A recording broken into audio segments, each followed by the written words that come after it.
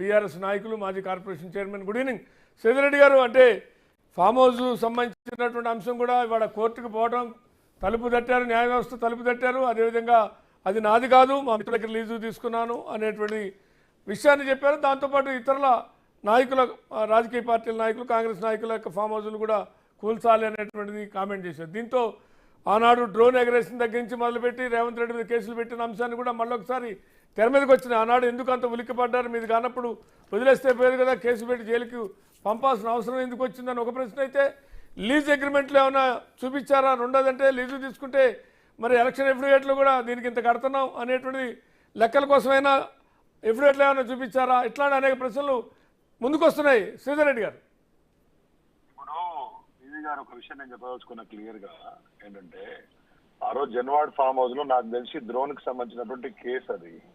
రెండవది, ఆ ఎపిసోడ్ జరిగిపోయింది, దానికి ఏం జరగాలో ఆ రోజు జరిగింది. ఇవాళ కాంగ్రెస్ ప్రభుత్వం వచ్చింది. కాంగ్రెస్ ప్రభుత్వం వచ్చిన తర్వాత ఈ హైడ్రా అనే అంశాన్ని ముందు తీసుకొచ్చారు, ఆ సంస్థను స్థాపించారు, దానికి ఒక యంత్రాంగాన్ని ఏర్పాటు చేశారు, కూల్చివేతలు స్టార్ట్ చేశారు. అయితే ప్రత్యేకించి నేను చూశాను నిన్న మొన్న అంతకుముందు ప్రత్యేకించి కొన్ని మీడియా ఛానళ్లు, కొన్ని పత్రికలు, కొన్ని యూట్యూబ్ ఛానళ్లు ఈ జన్వాడ ఫామ్ హౌస్ రేపు కూలుస్తారు, మాపు కూలుస్తారు, అటువైపుగా వాళ్ళ ఆలోచన ఉందంటే, బాధ్యత గల ప్రతిపక్ష నాయకునిగా, ఒక ఎమ్మెల్యేగా, మాజీ మంత్రిగా కేటీఆర్ గారు ఆయన పేరు దాంట్లో వచ్చినందుకు చాలా క్లియర్ గా ఏం చెప్పారు, ఆ ఫామ్ హౌస్ నాది కాదు, అది నా మిత్రుంది, నేను అక్కడ లీజ్ తీసుకొని ఉంటున్నాను, ఒకవేళ అది నిబంధనలకు విరుద్ధంగా ఉంటే మీరు ఏం చర్యలు తీసుకున్నా దగ్గరుండి నేను కూలగొట్టించడానికి కూడా సిద్ధంగా ఉన్నాను. అదే సమయంలో మీరు నిష్పక్షపాతంగా ఇదే హైడ్రా సంస్థ కాంగ్రెస్ పార్టీ నాయకులకు సంబంధించినటువంటివి అనేక మంది నాయకులు, రైట్ ఫ్రమ్ రెవెన్యూ మంత్రి పొంగులేటి శ్రీనివాసరెడ్డి గారి దగ్గర నుంచి గౌరవ ముఖ్యమంత్రి రేవంత్ రెడ్డి గారికి సంబంధించినటువంటి వాళ్ళవి కూడా ఆడ ఫామ్ హౌసెస్ ఉన్నాయి. అది కూడా నేను మీడియా వాళ్ళని తీసుకెళ్లి చూపిస్తాను. నిష్పాక్షకంగా FTL లో ఉన్న వాటిని, నిబంధనలకు విరుద్ధంగా ఉన్న వాటిని మీరు ఏ చర్య అయితే దీనికి తీసుకుంటారో దాన్ని తీసుకోమని చెప్పారు. ఇంత బోల్డ్ గా వారు చెప్పినప్పుడు ఖచ్చితంగా ఓపెన్ గా ప్రశంసించాలి, స్వాగతించాలి. దీంట్లో విమర్శలకు ఎక్కడ తావులేదు. నేను కూడా చాలా క్లారిటీగా మీకు చెప్తున్నాను, పార్టీ ప్రతినిధిగా నిబంధనలను అనుసరించి ఏం తీర్పులు ఉన్నాయో, సుప్రీంకోర్టులో తీర్పులు ఉన్నాయో, ఏమున్నాయో, ప్రభుత్వ పరిధిలో మీకు ఏం నిబంధనలు ఉంటే వాటిని అనుసరించి హైడ్రాను వ్యవహరించమని చెప్పండి. ఎక్కడ కూడా సెలెక్టివ్ టార్గెటింగ్, ప్రతిపక్ష నాయకులైతే ఒకలాగా, నచ్చని వాళ్ళైతే ఒకలాగా, అస్మదీయులైతే ఒకలాగా అట్లా ఉండకుండా ఇవాళ మంత్రులైనా కానివ్వండి, ఎమ్మెల్యేలైనా కానివ్వండి, రాజకీయ పార్టీలు బిల్డర్లు కానివ్వండి, సినీ నటులు కానివ్వండి, అందరివి కూల్చండి. ఒకవేళ నిబంధనలకు విరుద్ధంగా ఉంటే చేయండి. అదే సమయంలో కొంతమంది దుశ్చర్యల ద్వారా పేదవాళ్ళు కానీ, మధ్యతరగతి వాళ్ళు దాంట్లో ఎవరిని ఇబ్బంది పడే వాళ్ళు ఉంటే ఆ విషయంలో నిబంధనలు తీసుకొని ఎట్లాగైనా ముందుకు పోవాలో ఒక నిర్ణయం చేయండి.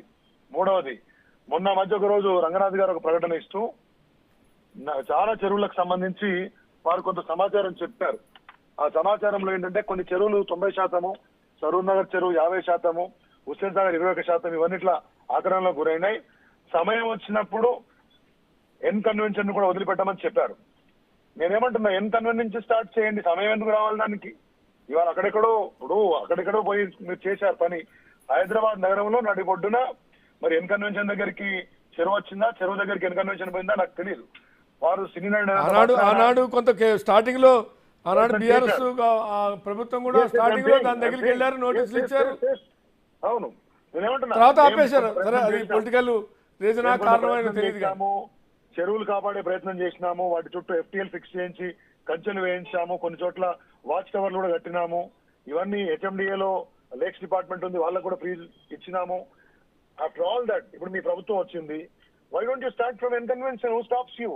నేనేమంటున్నా, if you have to prove your sanity without fixing any kind of protection in context, మీరు వెళ్ళి ప్రయత్నం స్టార్ట్ చేయండి. దానికి ఎందుకు సమయం రావాలి? కాబట్టి కానీ ఇక్కడ సమస్య ఏమొచ్చిందంటే, అది ఒకసారి అంటే గతంలో కూడా మీకు ఐడియా ఉండాలి, మా ఫామ్ హౌస్ అని ఒకళ్ళు ఆనాడు ఎంపీగా ఉన్నటువంటి సుమను అది మాది కాదు అనేటువంటిది, దానికి నాకు సంబంధం లేదని 2, తర్వాత 3 లీజు అని, తర్వాతకి అంతిమంగా దాని మీద డ్రోన్ ఎగరేశారని కేసు పెట్టడంతో అది మళ్ళీ కేటీఆర్దే అనేటువంటి ఒక కన్ఫర్మేషన్, తర్వాత ఇప్పుడు మళ్ళీ అది లీజు అనేటువంటి. గారు ప్రభుత్వం మీదే, రెవెన్యూ శాఖ మంత్రి గారు రేపు పొద్దున్నే ఇవాళ కేటీఆర్ గారు ప్రెస్ మీట్ లో చెప్పిన అంశాల పట్ల క్లారిటీ ఇవ్వమని చెప్పండి. ఈవెన్ లీజ్ ఉంటే రిజిస్టర్డ్ లీజ్ అది కూడా ఉంటుంది కదా. Your government is at him of the affairs, మీరే ఉన్నారు, మీరే రేపు పొద్దున ఆ విషయం మీద పూర్తి స్థాయి కూలంకషంగా చేయండి. At the same time in the same direction ఇవాళ మేము కొన్ని ఛాయాచిత్రాలు చూపించినాం. రేవంత్ రెడ్డి గారి యొక్క చుట్టాలు కానివ్వండి, ఆయనే కానివ్వండి, పొంగుల రెడ్డి గారు కానివ్వండి, లేకపోతే గుత్తా సుఖేందర్ రెడ్డి గారు కానివ్వండి, పట్నం మహేందర్ రెడ్డి గారు కానివ్వండి, ఇవన్నీ సోషల్ మీడియాలో కూడా సర్క్యులేట్ అవుతున్నాయి.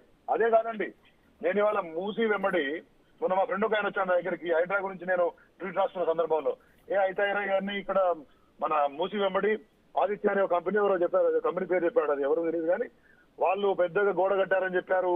ఇక మీ షేక్పేట వెంబడి బుర్కాపురాణాల నుంచి మొదలుపెట్టి చాలా చెరువులు అజాకాంతమని చెప్పినారు, హై రైజ్ చాలా వచ్చినాయని చెప్పారు.